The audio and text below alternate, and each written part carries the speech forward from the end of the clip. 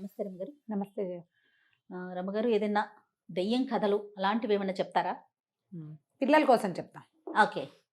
ఓ శివపురం అనే ఒక ఊళ్ళో ఓ చెన్నకేశవులని ఒక ఆయన గాజుల వ్యాపారి ఉండేవాడు. ఓకే. గాజుల వ్యాపారం అంటే ఇప్పుడు చూడు, మనం ఏదైనా వ్యాపారం అంటే వాడు ఒక మైక్ పెట్టుకుని తిరుగుతున్నారు, ఉల్లిపాయలు టమాటాలు అవును. ఆపిల్స్ అనుకుంటూ. పూర్వం ఏం చేసేవాళ్ళు, ఏదో గాజులు అని కేకేసేవాడు. గంట పెట్టుకునేవాడు ఆయన. గంట మోగిస్తే జనాలు ప్రజలు తెలుసుకునేవాళ్ళు. అరుపులు కేకలు లేకుండా గంటలు మోగించేవాడు. ఏదో ఆ ఊరు ఈ ఊరు తిరిగి వ్యాపారం చేసుకుంటూ ఉండేవాడు. అతని సొంత ఊరు ఒకటి, ఆ ఊళ్ళో కూడా తిరిగేవాడు. ఒకనాడు ఏమైందంటే, పక్క ఊరు నుంచి వీళ్ళ ఊరు వస్తుండగా మధ్య మధ్యలో ఊరికే కాస్త అట్లా గంట వాయిస్తుండేవాడు, జనాలకు తెలియటం కోసం. ఆ ఊరి శివార్లలో ఒక భూతం ఉండేదట. అది మహా చిలిపిది, అల్లరిది. జనాల్ని ఆట పట్టించడం, ఏడిపించడం దాని పద్ధతి అన్నమాట. అయితే అదేం చేసింది, ఈయన దగ్గరకు వచ్చింది. వచ్చి చూస్తే దానికి ఆ టంగ్ టంగ్ టంగ్ టంగ్ అంటుంటే భలే ఆసక్తికరంగా ఉంది. ఎట్లా సౌండ్ వస్తుందో ఆయన చుట్టూతా తిరిగి తిరిగి తిరిగి చూసింది. చూస్తే దానికి ఆ శబ్దం ఎంత నచ్చిందో, పిచ్చి సరదా వచ్చేసింది. ఆయన మీద పడింది, అది కోరికింది, ఏడిపించింది, అటు ఇటు చేసి చివరికి గబుక్కుని ఆ చేతిలోంచి గంట కాస్త ఓడలాక్కుంది. లాగేసుకుంది. ఈయన నిర్ఘాంత పోయాడు. అది గంట మోగించుకుంటూ పరిగెత్తుకుంటూ వెళ్ళిపోయి ఈయన గబగబా ఊళ్ళోకి వచ్చే, భూతం ఒకటి నా మీద పడి గంట లాక్కుందని చెప్పాడు. ఊళ్ళో ఎవరు నమ్మరు. భూతాలు గంటలు లాక్కోవటం ఏంటి, అదేం చేసుకుంటుంది, పైగా అవి ఇలాంటివి చెయ్యవు. భూతాలు ఏం చేస్తే అవి చేసే క్రియలు వేరే కదా, పెద్ద పెద్ద పెద్దవి. ఈ చిన్నది పని చేయటువంటి చిలిప్ పని ఎందుకు చేస్తుంది, పోపమ్మన్నారు.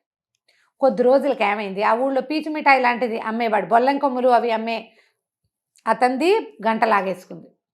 అక్కడనే ఒక చిన్న స్కూల్ వీధి బడి లాంటిది ఉంది, అక్కడ ఒక గంట ఉంది. పిల్లలకి సమయం తెలియటం కోసం గంటలు పెడతారు కదా, స్కూల్ గంట, బడి గంటలు. ఆ బడి గంట ఊళ్ళ తీసుకుని వెళ్ళిపోయింది. కొన్ని ఇళ్లలో గంట కొట్టి దీప హారతి ఇస్తారా, ఆ గంట సౌండ్ వినపడినా సరే పట్టుపోయేది. అది ఊళ్ళో గంటలు లేకుండా అయిపోయినాయి. పైగా ఏం చేసేది, ఈ దొరికిన ప్రతి గంటని ఓ తాడుకేసి కట్టి మెళ్ళ వేసుకుని టంగు టింగు టింగు టంగు అనిపిస్తూనే ఉండేది. అది ఊళ్ళోకి వస్తే జనాలకి చెవులు మారుమోగిపోయి విసుగు పుట్టిపోయేది. 24 గంటలు టింగో టంగో అంటుంటే ఎట్లా, బడి గంట గుడి గంట ఈ పీచు మిఠాయితో గాజులతో ఎప్పుడైనా ఓసారి మోగితే మనకి సంకేతం, కానీ మరి నిరంతరము టింగ్ టింగ్ టింగ్ అంటుంటే దాన్ని తట్టుకోవద్దు, విసుగొచ్చేది. దేవాలయం మీద గంటలు కూడా ఓడలాక్కుంది. అది అక్కడ ధ్వజస్తంభానికి చిట్టి చిట్టి గంటలు ఉంటాయి, అవి కూడా తీసుకెళ్ళిపోయింది.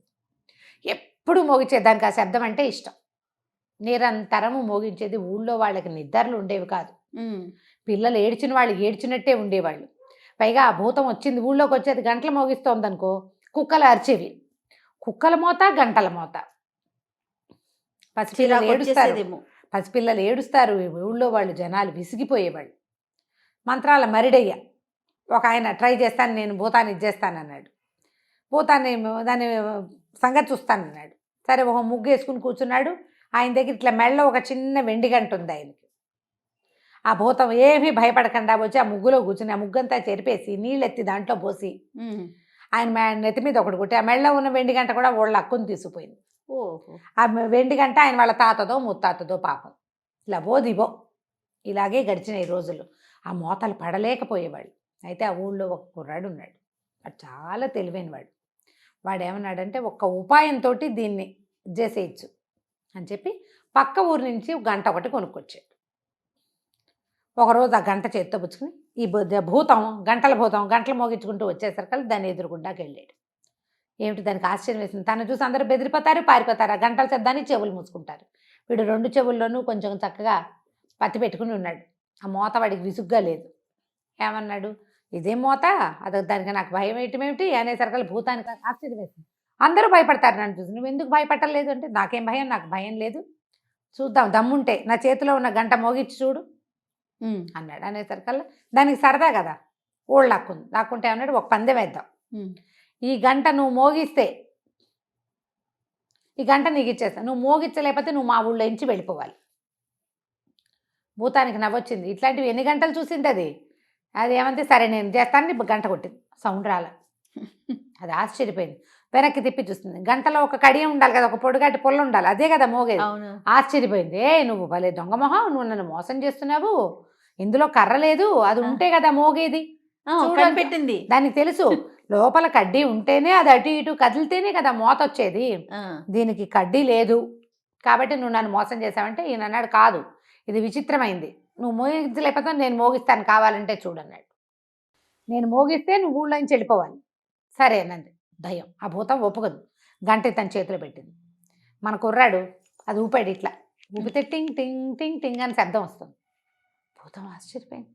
మళ్ళీ లాక్కుంది. తను ట్రై చేసింది, తను ఊపితే రావట్లా, వాడు ఊపితే వస్తుంది. అప్పుడు కుర్రాడు ఏమన్నాడు, మరి నువ్వు ఒప్పుకున్నావు కదా, నీ వల్ల కాలేదు నా వల్ల అయింది, నువ్వైనా ఉండాలి నేనైనా ఉండాలి, మరి నువ్వు ఒప్పుకున్నావు కాబట్టి ఊళ్ళో నుంచి వెళ్ళిపోమన్నాడు. ఈ భూతం ఏం చేస్తుంది, ఆ గంటలన్నీ అక్కడ వదిలిపెట్టి వెళ్ళిపోయింది. వెళ్ళిపోతే ఊళ్ళో వాళ్ళందరూ పరిగెత్తుకొచ్చారు. ఎవరింట్లో గంటలు వాళ్ళు తీసుకుపోయారు.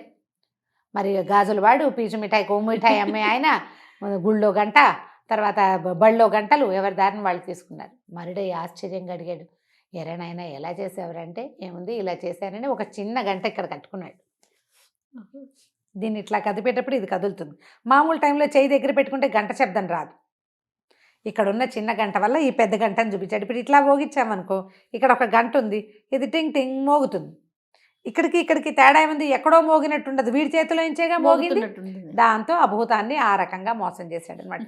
అప్పటి నుంచి ఇంకా గంటల భూతం ఆ ఊళ్ళో కనపడలేదు. జనాలంతా అమ్మయ్య అని వీడి తెలివి వల్ల, వాడి తెలివే, ఇంకా తెలివి వల్ల మనం తప్పించుకున్నామని హాయిగా సంతోషంగా ఉన్నారు. ఒక ఫ్రెండ్ ఒక ఆవిడ పంపించారు ఈ కథ నాకు. మనం అవునా, బాగుంది, సరదాగా ఉంది కదా, భూతాల దయ్యాల కథలు పిల్లలకి చెప్పడానికి బాగుంటుంది. చాలా బాగుంది రమ్మ గారు. నమస్తే. నమస్తే.